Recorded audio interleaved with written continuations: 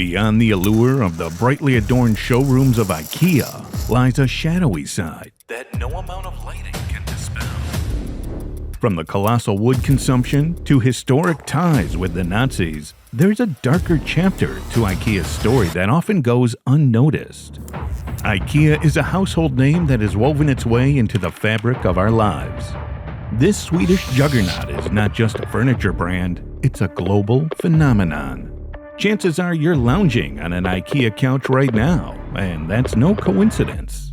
Intriguingly, despite its outstanding success, IKEA has adeptly concealed its past behind a glossy veneer of prosperity. From Nazi ties to dying children, this is the untold, and at times, quite disturbing story of global retail giant IKEA.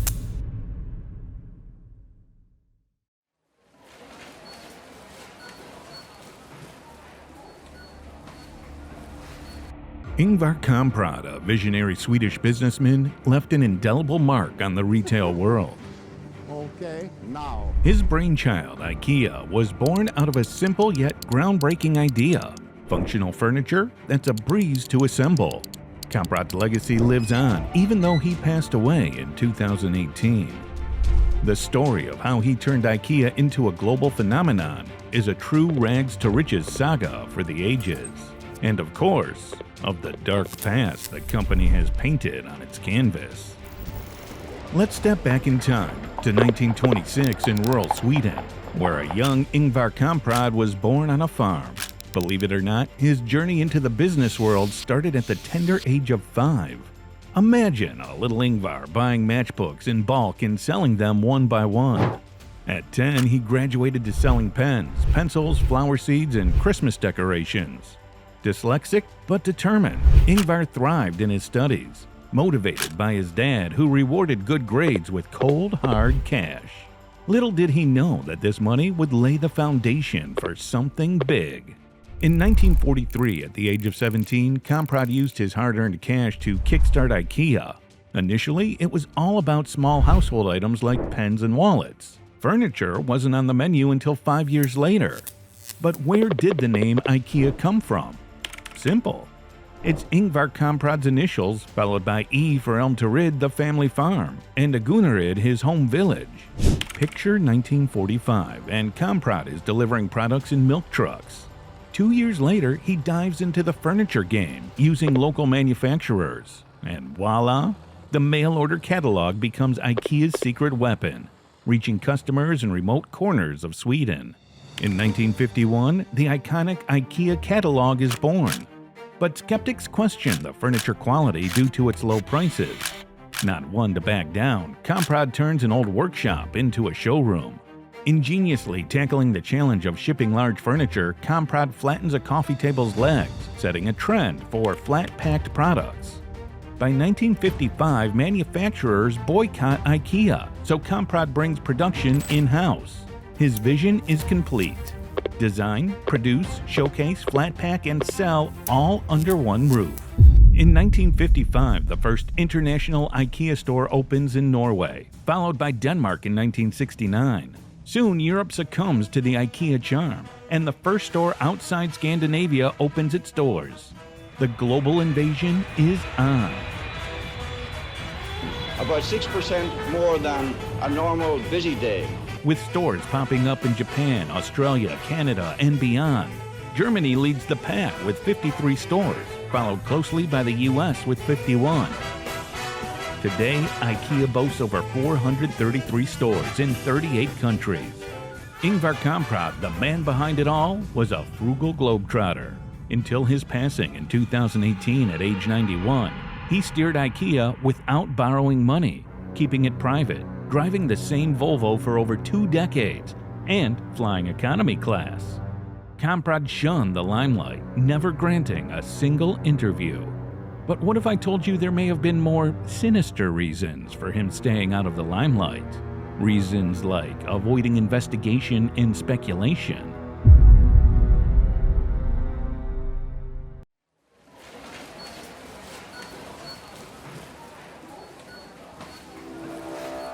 In 1943, when 17-year-old Ingvar Kamprad birthed a mail-order company named IKEA, little did he know his first employee, Otto Ullmann, a young Austrian Jew seeking refuge from the Nazis, would become an integral part of his journey. In an unlikely twist, Kamprad, around the time of founding IKEA, became involved with Sweden's fascist movement. Regularly attending meetings with pro-Nazi groups, he even maintained connections with leading Swedish fascists and, by some accounts, participated in the Swedish version of the Hitler Youth. However, as Kamprad entered his mid-20s, he quietly distanced himself from the fascist activities and redirected his focus towards building his business. This business, born from humble beginnings, evolved into the multi-billion-dollar furniture empire we know today. The revelation of his earlier Nazi sympathies didn't surface until the 1990s, when a Swedish newspaper exposed his fascist ties. Additional details emerged in a 2011 book by journalist Elizabeth Asbrink shedding light on Kamprad's relationship with Ullmann. The Swedish billionaire, acknowledging his past involvement in the movement, apologized on multiple occasions, attributing his actions to youthful stupidity and labeling them his greatest mistake. Despite his apologies, questions about concealing the darker aspects of his affairs lingered. Asbrink, among others, questioned why Kamprad didn't disclose his Nazi Party membership, a fact repeatedly identified by Swedish law enforcement. Recurring inquiries into Kamprad's nationalist and anti-Semitic views irked both him and his allies. In a 1999 autobiography chapter, he wondered when an old man could be forgiven for the sins of his youth. As The Guardian reported in 2004, the debate continued, with friends and colleagues questioning the duration of the penalty for events that occurred half a century ago. The revelation of Kamprad's fascist ties, courtesy of Expressen's articles in 1994, triggers a public relations crisis for IKEA. Despite calls for boycotts by some Jewish groups, the company's business remains largely unaffected. In response, Kamprad issues an apology letter to IKEA's 25,000 employees, expressing regret for his past ties with fascists. In a chapter titled A Youth and His Errors in his autobiography, Kamprad extends his apologies, attributing his actions to youthful naivety. He acknowledges being enticed by Engdahl's vision of a non-communist socialist Europe. A more damning account emerges in 2011 with the publication of Elizabeth Asbrink's book, And in Wienerland, the Trees Remain. Asbrink alleges Kamprad's active membership in Svensk Socialistisk Samling, Sweden's Nazi party, presenting intercepted letters where Kamprad boasts about recruiting members. Authorities believe he may have held an official position within the organization. Despite the claims, Kamprad never admitted involvement with Svensk Socialistisk Samling. A spokesman dismissed the findings as old news, emphasizing Kamprad's 1994 account of his youthful sins and the creation of IKEA based on democratic principles. In the final 2 decades of his life, Kamprad distanced himself from fascism. However, his enduring admiration for Engdahl raises questions. Kamprad's acknowledgement of Engdahl as a great man remains a testament to the complexities of his past. The documentary unfolds the mystery surrounding Kamprad's Nazi connections and explores how, in the 1990s, he reached out to Otto Ullmann, a refugee from Nazi Germany, and one of the first to receive Kamprad's apology when the revelation surfaced. And that's just the founder. The company's dark practices are not to be scoffed at either.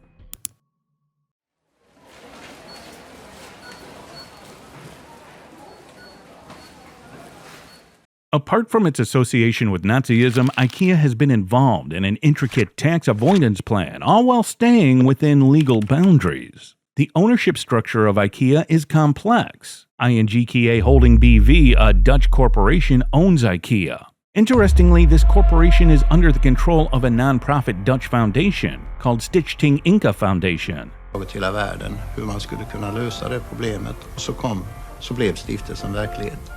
Dessutom så fanns det en tanke att man skulle kunna göra något mera. Founded by Ingvar Kamprad in 1982, this foundation is managed by a 5-person committee, including Kamprad himself. Det var frågan om vi kunde göra någonting på ett annat plan, och så kom då IKEA Foundation till. His wife and his attorney. The intellectual property of IKEA is held by IKEA Systems, which in turn is owned indirectly by Inerigo Foundation. This foundation is also under the control of Kamprad and his family.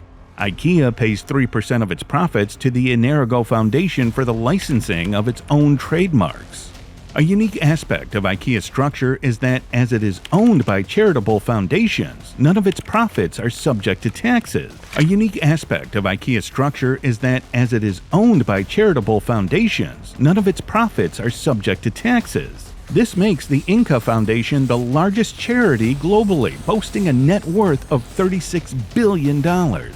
However, it's important to note that the foundation's generosity is limited, serving more as a tax evasion strategy. In 2010, it only donated $65 million. To put this in perspective, the Bill and Melinda Gates Foundation, with a net worth of $33 billion, gives around $1.5 billion annually. Continuing on in the spotlight of criticism, IKEA has faced multiple claims of age discrimination. A report from 2019 on the Business and Human Rights website revealed that IKEA had encountered 5 lawsuits in just over a year in U.S. courts, all linked to age discrimination. Workers asserted that they were denied promotions, demoted, and subjected to pay discrimination based on their age. A 2018 article by Reuters accused IKEA of impeding the right to unionize in the United States, Ireland, and Portugal. Another piece on the UNI website in the same year stated that the Stoughton, Massachusetts store, IKEA management repeatedly provided a skewed picture of the economic realities of union membership. Workers were led to believe that their wages and conditions would significantly worsen if they opted for unionization. The company also suggested that job security could be worse if they chose to form a union. IKEA faced additional allegations of exploiting Eastern European truck drivers within its supply chain. A report from 2017 on the Business and Human Rights website disclosed that lorry drivers were living in their cabs for months, and their reported salary was less than £3 per hour. A court ruled that this practice was in violation of the law.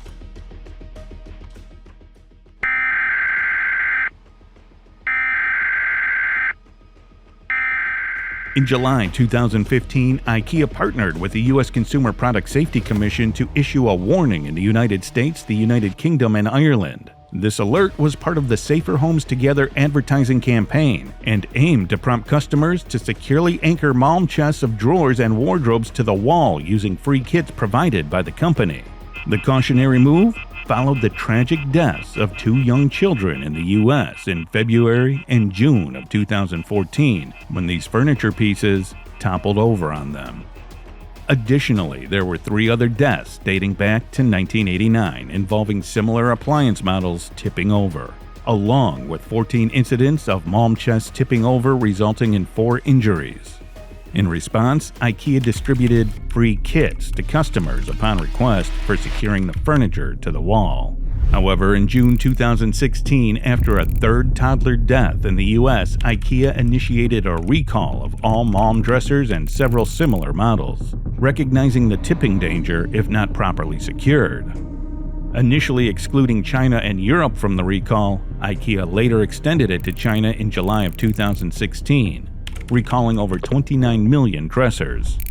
The company settled wrongful death lawsuits, compensating the families of the 3 children who lost their lives, totaling over $50 million. In a separate controversy, in 2012, IKEA faced accusations in France of spying on its employees and clients. The independent newspaper Le Canard Enchaîné and investigative website Mediapart revealed that IKEA accessed French police records illegally. The head of risk management at IKEA expressed concerns about employees being anti-globalists or potential eco-terrorists. This led to a trial in France on March 22nd of 2021, where the French branch of IKEA faced charges of operating an elaborate system to spy on staff members and job applicants. The company allegedly used private detectives and police officers for these illegal practices. On June 15, 2021, IKEA France was found guilty of spying and ordered to pay 1.1 million euros in fines and damages. Additionally, Jean-Louis Bellot, the former head of IKEA France, was ordered to pay 50 million euros and received a 2-year suspended prison sentence. Jean-Francois Perry, IKEA's former head of risk management and alleged mastermind of the scheme, received a suspended 18-month prison sentence and a €10,000 fine. In The Truth About IKEA, a book released in 2010, Johan Stenebo, a former senior manager at IKEA, depicted the company in a unique light. Stenebo characterized IKEA as resembling a cult-like dictatorship, with control firmly in the hands of Ingvar Kamprad, the 84-year-old founder and one of the wealthiest individuals globally.